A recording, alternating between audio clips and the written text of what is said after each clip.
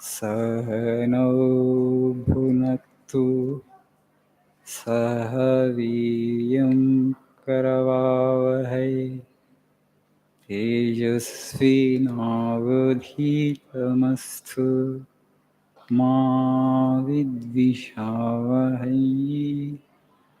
Om Shanti Shanti Shanti. Om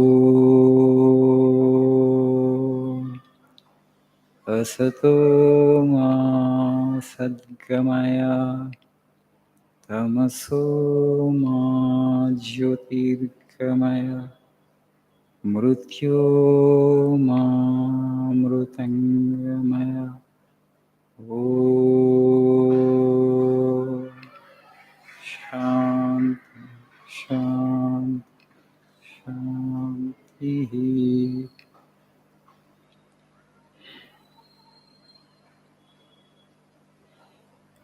Good evening.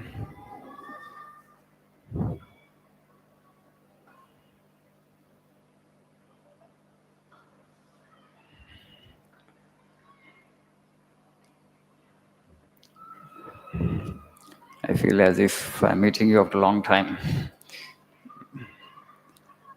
Only 2 classes in between were not there, but I find it as a long gap. Time went very slow for me. Yeah, please see page number 43.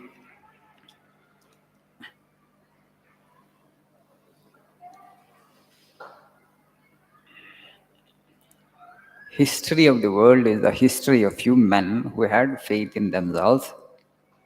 That faith calls out the divinity within. You can do anything. You fail only when you do not strive sufficiently to manifest infinite power. As soon as a man or nation loses faith, death comes.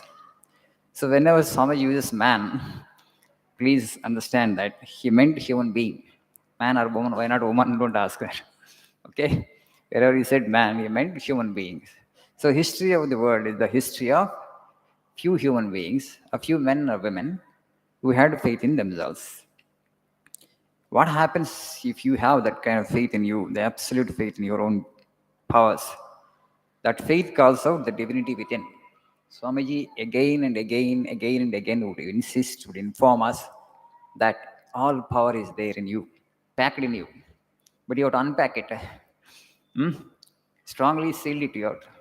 Amazon packing, it is there, but it's very strongly sealed. That you have to manifest it, you have to unpack it, you have to open it, you have to express it. That's the only thing. See, you just see the history of the world, all the great people, whoever became great, whoever entered into history books, whose biographies, whose greatness, whose works, whose lives, teachings we read. How could they do that?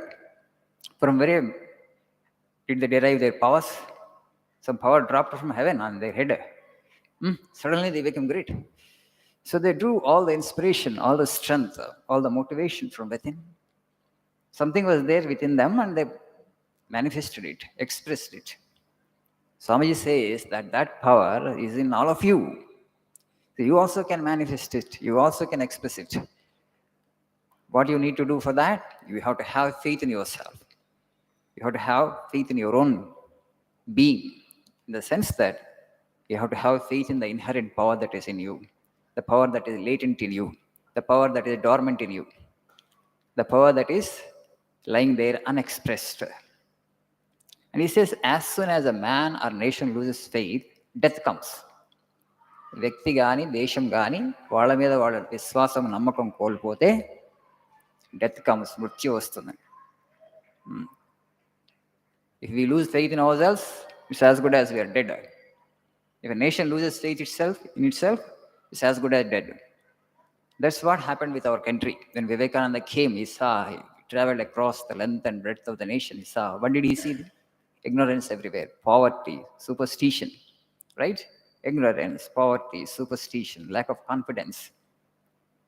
People were absolutely low. Because some 800 or 900 years of oppression, suppression, foreign rule, subjugation made people lose faith in themselves. And Vivekananda kind of awakened the nation again by reminding us of our own glory, our own greatness. Indian civilization is not an ordinary civilization, it's a 10,000-year-old civilization. He exhorted all Indians to look at your forefathers, what they did, what they achieved, phenomenal things they had achieved. They cracked the mystery of the universe. They were all sages, they were all rishis. You are not inferior. You are not in any way low compared to any other Western nation. You ask them actually, ask them who are your forefathers. They will trace their ancestry to some robber, some clan leader, some tribal god kind of thing. Whereas here, we trace our descent to our sages and rishis. ఎవరు మన తాత ముత్తాతలు, మన పూర్వీకులు, our ancestors. What did they do? Phenomenal things they did. They had given us the highest wisdom, spiritual wisdom. You just see for the last 70 years in this country what has happened. We study in our social text constantly. What we read? India is a developing nation. India is a developing nation. Avuna kada? Is it not?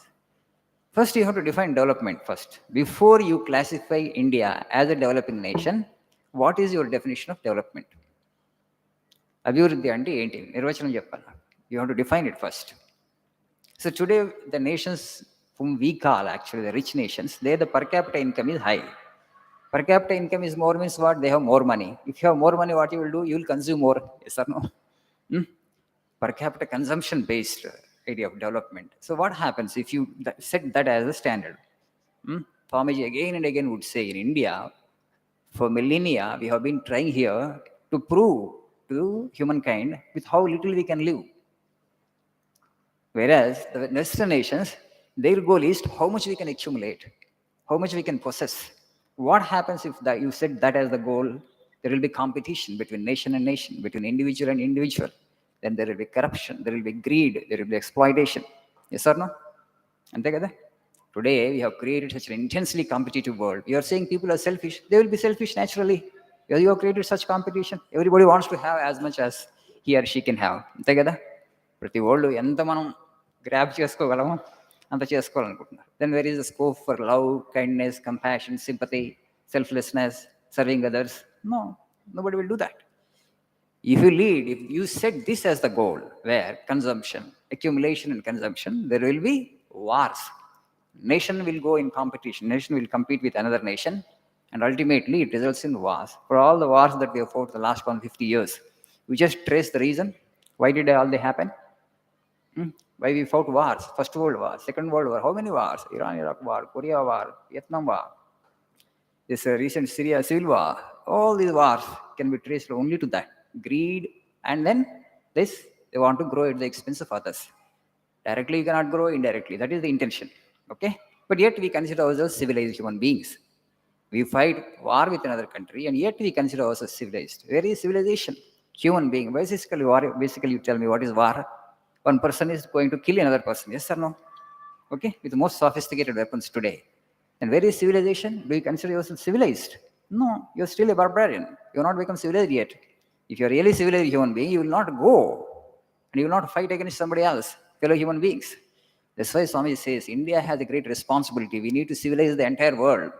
We alone actually have the spiritual wisdom. The wisdom, the knowledge which helps a human being to become truly civilized. Only this culture has, only this civilization has. You cultivate it, you nurture it, you keep it. Treasure that legacy and transfer that legacy to the rest of the world and civilize the entire mankind. An ideal humanity will be created. Vivekananda said, and Vivekananda has given that actually our responsibility for posterity, for future generations. మనందరికీ ఆయన ఒక బాధ్యతగా ఒక లక్ష్యం పెట్టాడు. లక్ష్యం ఏంటంటే భారతదేశ ఆధ్యాత్మిక జ్ఞానం ప్రపంచమంతా విస్తరింపచేయమని.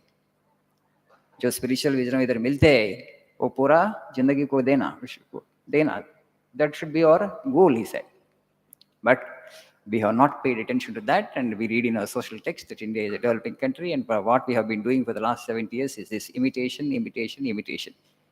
of things which are not actually suiting us. Swami said, I don't deprecate their institutes and their systems, their values. Maybe they are good for them, but not for us. Okay? This much for today. Thank you. Nice evening.